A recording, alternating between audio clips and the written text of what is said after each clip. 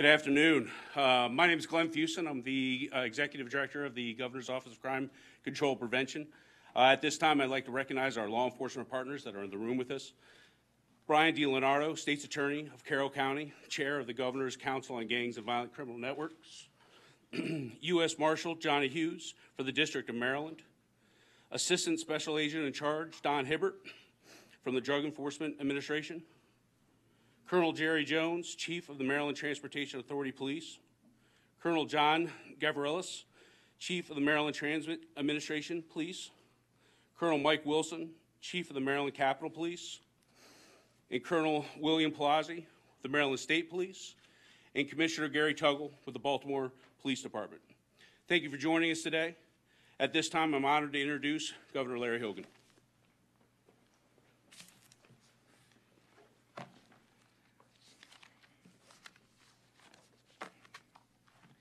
We were all heartbroken by the story of Taylor Hayes, 7-year-old second grader who lost her fight for life after being shot in the back seat of a car.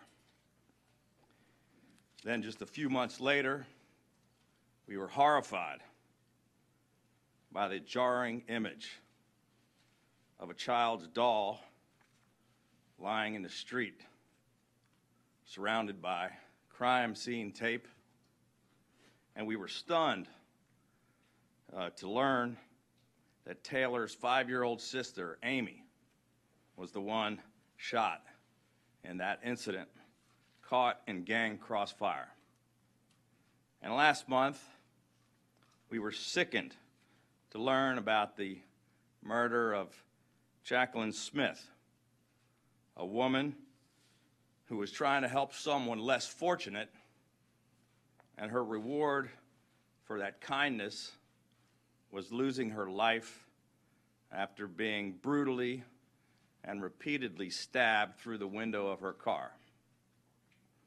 These are just the most recent images seared into our minds.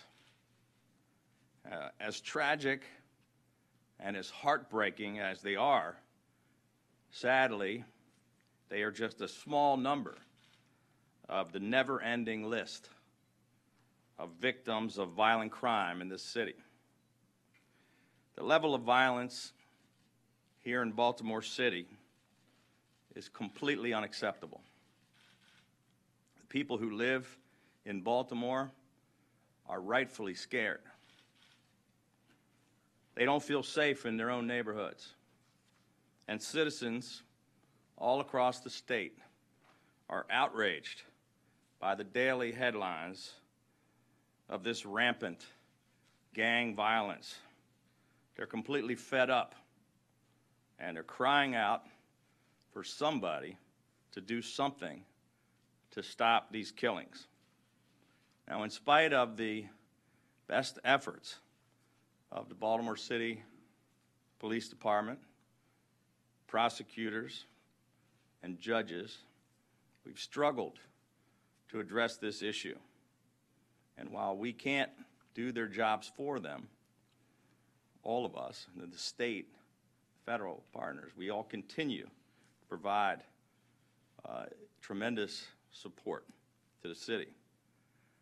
Just over a year ago, we launched a joint operation which sent nearly 500 federal, state, and local law enforcement officers into the city to conduct a coordinated aggressive surge.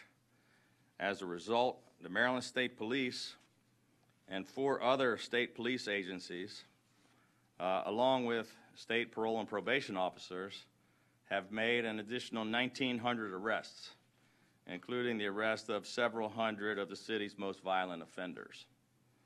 We have seized 700 guns and referred 272 additional gun cases for federal prosecution. Over the last 4 years, we have provided more than $230 million in state tax dollars for crime control efforts in Baltimore City, including funding for outreach programs like Safe Streets, technology upgrades for Baltimore City Police, and coordination with the Maryland Criminal Intelligence Network, just to name a few. It has made a difference, but it's not enough.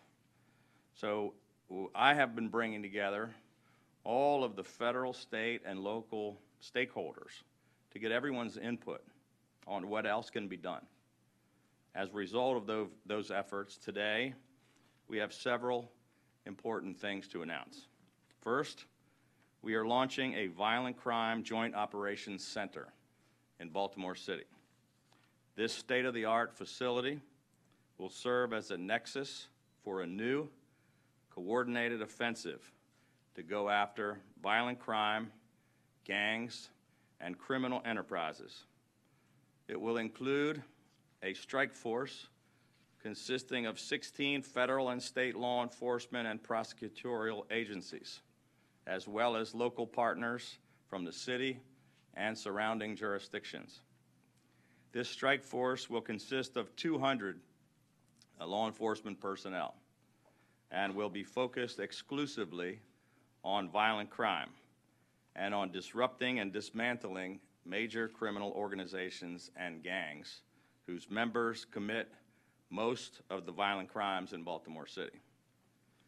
7 different federal, state, and local joint task forces will operate from this new Violent Crime Joint Operations Center, including the Violent Crime and Gang Eradication Forces of the DEA, ATF, Baltimore Police Department, Homeland Security, Investigations, FBI, the U.S. Marshals Service, as well as a Special Operations Unit headed by the Maryland State Police, which will be comprised of an elite team of state troopers, law enforcement partners, analysts, and a dedicated lead prosecutor.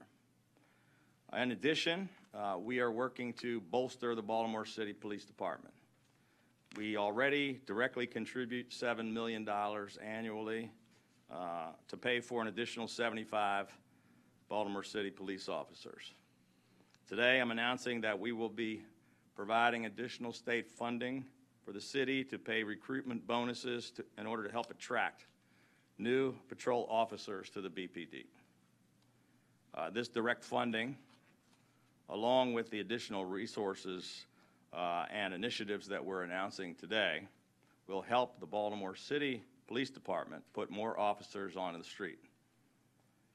But all of these efforts won't be enough if we can't keep these repeat violent offenders off the streets. According to the Baltimore City Police Department, 60% of those convicted of gun crimes in Baltimore City do not serve any serious time and are released back on the streets to commit violent felonies again and again. This is completely unacceptable. So today, we are launching an expansion of Project Exile to enable federal prosecutors to charge repeat violent offenders with federal crimes in federal courts before federal judges to receive mandatory federal sentences so that we can put them behind bars to serve real time in federal prisons. We will be committing additional state funding to pay for the expansion of the U.S. Attorney's team to add additional federal prosecutors dedicated exclusively to charging Baltimore City repeat violent offenders with federal crimes. Last year, we passed through the legislature tougher mandatory sentences for repeat violent offenders. That legislation just became law in October.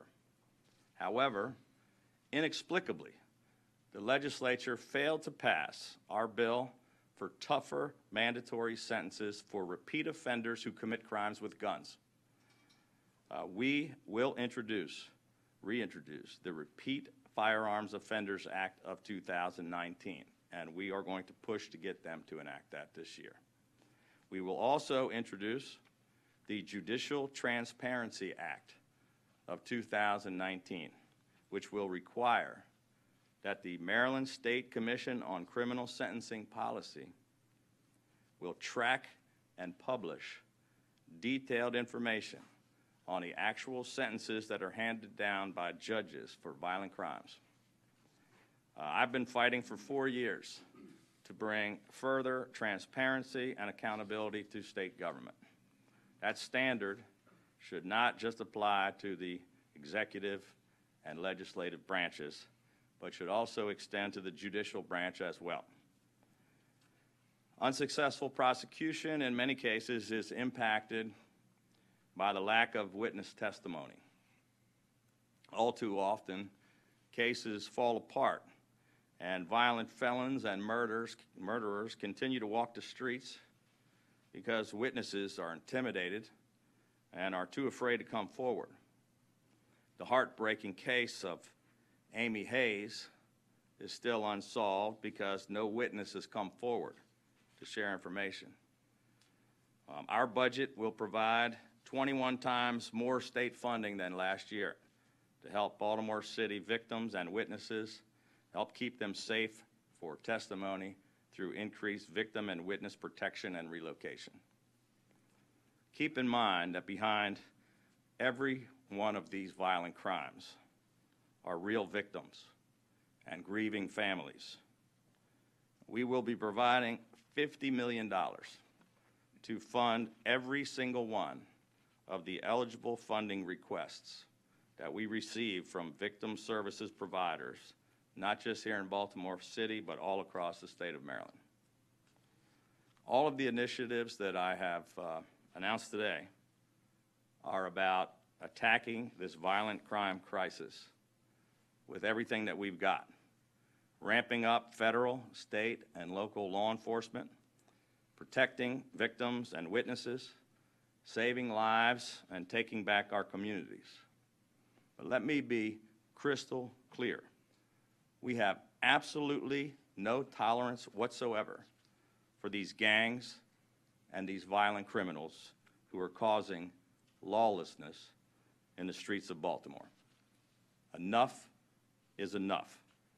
And we are going to use every single tool and every single resource at our disposal to track down, arrest, convict, and bring these repeat violent criminals to justice. Thank you. With that, I'd be happy to take a few questions from the media.